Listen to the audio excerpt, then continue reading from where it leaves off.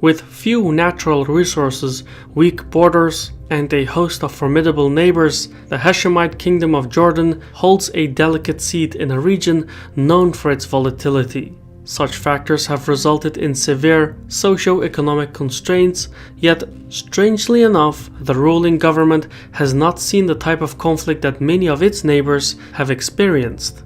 By focusing on a nuanced foreign policy that emphasizes the need for strong international ties, Jordan navigates the complex geopolitical waters of the Middle East and maintains stability whilst doing so. I'm your host Shivan and welcome to Caspion Report. Today's episode is made possible by NordVPN. If you want to reduce your digital footprint, check out NordVPN. It's affordable, user-friendly, and it works on mobile devices as well. Go to nordvpn.com/Caspian Report and use the promo code Caspian Report to get a discount on the premium version. The Kingdom of Jordan has been dealt a bad hand. It's almost entirely landlocked, contains few rivers, and around 75% of its territory is comprised of desert. It's no surprise therefore that the country has historically accounted for low agricultural output and small population centers. For much of Jordanian history, the area acted as a transit hub. Merchants, nomads, and Bedouin tribes would cross the deserts towards coastal cities like Tripoli and Jaffa. While some cities in the periphery developed, much of Jordan remained sparsely populated and lacked wealth. The most significant geographical feature is the Jordan River Valley, which extends from the Sea of Galilee in the north to the Dead Sea in the south. Most of Jordan's 10 million citizens reside in the northern portion of the valley by the adjacent highland plateaus. The country's largest cities, Irbid and Zarqa, as well as the capital Amman, are all located in this area, just a few kilometers away from the river's banks. It is in the Jordan Valley where the country's major economic sectors and industries operate. The east bank of the Jordan River is also the site of agricultural production and hosts crops like olives, tobacco, etc., all of which rely on the irrigation channels deriving from the Jordan River. But beyond the valley, much of the land is barren. The deserts to the east and northeast open into vast empty spaces that hold no significant population centers. There are no arable or agricultural sites elsewhere in the country. Jordan also holds few natural resources. While the country does export products like calcium phosphates and fertilizers, these goods make up less than 15% of its GDP. Plus, unlike its neighbors, Jordan has little to no natural gas or crude oil deposits, and most goods destined for export markets must move to the country's only seaport, the city of Aqaba, located by the Red Sea, which sits well outside the Jordan Valley heartland. All these geographical factors have resulted in a shaky socio-economic situation. Jordan's lack of natural wealth has forced the state to import a vast majority of its goods. Energy, like natural gas, accounts for about 25% of the country's imports, while in 2018 the government spent about $265 million to import wheat. Basically, the lack of natural resources has hampered the development of a robust industrial sector. Moreover, Jordan's small population, a problem directly related to low agricultural output, means that the country cannot export labor and bolster its economic fortunes through remittances in a manner similar to its neighbors like Egypt. Poverty seems to be embedded into the Jordanian geography. Although the state has attempted to diversify its economic situation through less resource-dependent industries, such as in finance, pharmaceuticals, and tourism, these initiatives have only stemmed part of the bleeding. Currently, Jordan faces low GDP growth, an unemployment rate of at least 19%, and a poverty rate between 10 and 15%, which affects more than 1 million individuals. While these domestic issues are troubling for the Jordanian government, they are only one side of the political nightmare brought about by the country's geography. When looking at the map, Jordan's security situation is dreadful. Straddling the road between Africa, Asia, and Europe, Jordan was and remains vulnerable to foreign movements and conquering powers. Empires like the Egyptians and Babylonians waged wars over the Jordan Valley, while the region's proximity to holy sites like Jerusalem and Hebron made it a vital area of control for the Crusaders, the Mamluks, and the Ottomans. With World War I, the area became a contested region between the imperial powers of France and the United Kingdom, and Jordan's current borders reflect those colonial designs. The Sykes-Picot Agreement of 1916 drew arbitrary borders that plague Jordan today. Nowhere is this more evident than in the country's eastern provinces, a rectangular area of the Syrian desert that neighbors Iraq, Syria, and Saudi Arabia.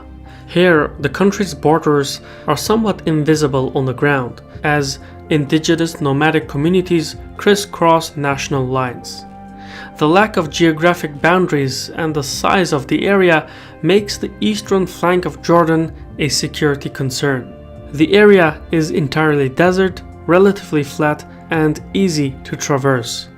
An army pushing from Iraq would cross a mere 450 kilometers of sand dunes and small hills before reaching the Jordanian capital, a vulnerability with historical precedents.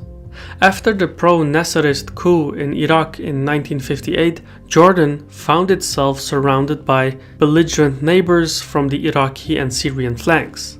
Jordanian lawmakers recognized that they were virtually isolated. But that's not all.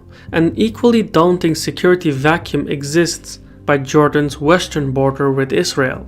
The relationship between Jordan and Israel is sketchy, and it's primarily defined by the larger Arab-Israeli conflict.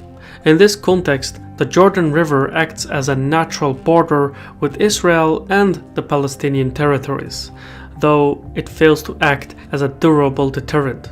On the average, the Jordan River has a width of 20 to 30 meters, with many shallow areas spread interchangeably. Israel's close proximity to the Jordan Valley, coupled with the relative ease of crossing the river, make for a tense security dilemma to the government in Amman. In the past, when Jordan still controlled the territories of the West Bank, Amman had a buffer that could delay Israeli forces from advancing onto the Jordan Valley. The necessity of this buffer became clear during the Six-Day War in 1967. Fighting in Jerusalem and Nablus bogged Israeli forces for days and prevented Jordan from collapsing completely. Now, however, with the loss of the West Bank as a buffer, Israel is in striking distance of the Jordanian heartland. That said, Israel has always kept an eye on Jordanian affairs, seeking to maintain the monarchy's stability in fear of a popular Palestinian uprising. The thing is, the ruling Hashemite monarchy originates from the Arabian Peninsula, while more than half of Jordan's current population is ethnic Palestinian, with the remainder being descendants of the local Bedouin Arab tribes. So Israel and the Hashemite rulers of Jordan have an understanding regarding the Palestinians. The two reluctantly prefer enforcing the status quo over the many unknowns of a Palestinian state.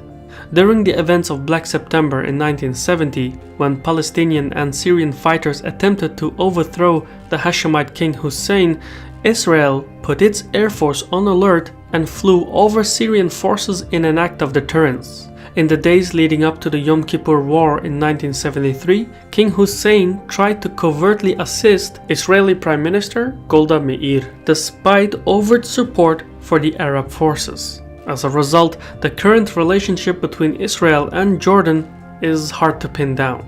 In a way, the two are frenemies. Each dislikes the other, but at the same time rely on one another. In that spirit, the 1994 peace treaty created former diplomatic ties between the two nations, even though politicians in both countries continued to condemn each other. Today, Jordan's primary security predicaments come from the ongoing conflicts in the periphery. The Syrian conflict, fighters belonging to ISIS, and the flow of migrants and refugees are just a few issues that Jordanian policymakers face. Yet, despite all the security and domestic complications, Jordan is a beacon of stability in an otherwise volatile landscape. How did this come to be? The answer lies in the country's deficit spending. Amman employs a large amount of its cash flow to provide social services and subsidies to many civilians, programs that are relatively common among many Arab monarchies. However, unlike its oil-rich Arab neighbors, Jordan is cash poor. So the state routinely loans from international organizations like the IMF. Most recently, in January 2020, Jordan borrowed $1.3 billion to curb unemployment and poverty, which brought the total public debt to $42 billion. That is a significant amount of money for a small state. All in all, Jordan has an imposing geopolitical environment, and its national interests can be refined to the following objectives. First, the state must press on to develop its national identity. Although Jordan has been able to avoid sectarian conflicts seen in its neighbors, it must continue to find ways to unite its divergent populations. In particular, the split between the Palestinians and the Bedouin groups remains an ever-present wedge. So Amman must focus on national unity to keep the king's peace. Fiscal stability, thanks to the practice of international loans, helps to smoothen national unity. The second objective for Jordan is to secure its borders by maintaining competent security capabilities. Related to this is the ever-looming presence of Israel. Jordan's role here is crucial.